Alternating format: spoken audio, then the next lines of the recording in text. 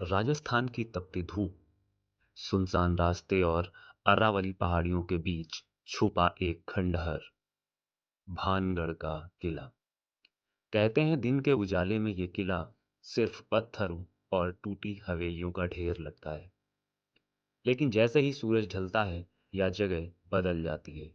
हवा अचानक भारी हो जाती है, खामोशी इतनी गहरी हो जाती है कि अपने दिल की धड़कनें भी साफ सुनाई देती हैं।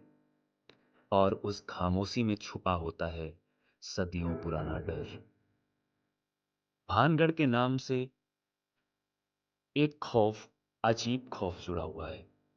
भारतीय पुरातत्व विभाग ने यहाँ बाकायदा बोर्ड लगाया है कि सूर्यास्त के बाद किले में प्रवेश वर्जित है। सवाल ये है कि आखिर ऐसा क्यों? क्यों इस किले में रात बिताना किसी मौत से कम नहीं माना जाता? कहानी शुरू होती है रानी रत्नावती से। वो इतनी सुंदर थी कि लोग कहते हैं उनकी सुंदरता देखकर चांद भी शर्मा जाए। लेकिन उनकी इस खूबसूरती पर एक तांत्रिक सिंघिया का दिल भाग गया था। वो काले जादू का माहिर था। जानता था कि रानी उसकी नहीं हो सकती, इसलिए उसने काले जादू का सहारा लिया।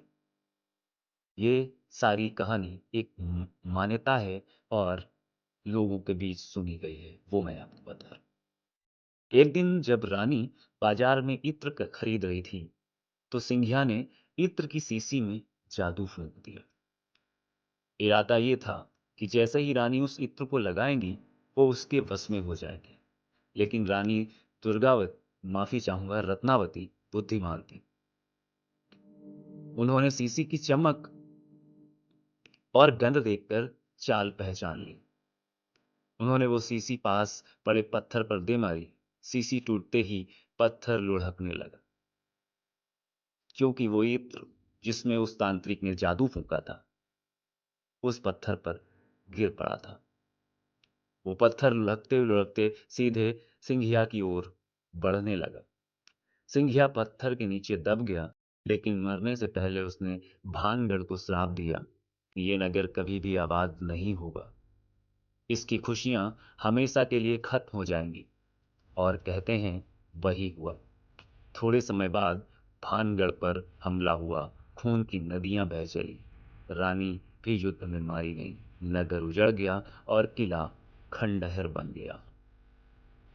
आज जब आप भानगढ़ के अंदर कदम रखते हैं, तो वहां की दीवारें, टूटी हवेलियां और सुनसान गलियां मानो उस श्राप की गवाही देती हैं। दिन में ये एक जगह एक ऐतिहासिक धरोहर लगती है, लेकिन जैसे जैसे सूरज डूबता है, माहौल बदलने लगता है। स्थानीय लोग कहते हैं कि यहाँ रात में आत्माएं भटकती हैं। कई बार लोगों ने किसी औरत के गहनों की खनक सुनी है, किसी के रोने की आवाजें, तो कभी किसी के चीखने की। कुछ लोगों ने तो हवा में लहराती परछाइयां भी देखी हैं। और कुछ ने कहा कि जैसे ही उन्होंने सीढ़ियां चढ़ी, किसी ने अचानक उन्हें पीछे से खींच लिया। यहाँ तक कि कई रोमांच की तलाश करने वाले लोग रात को किले में गए, लेकिन बहुत कम ही लोग सुरक्षित वापस लौट पाए हैं।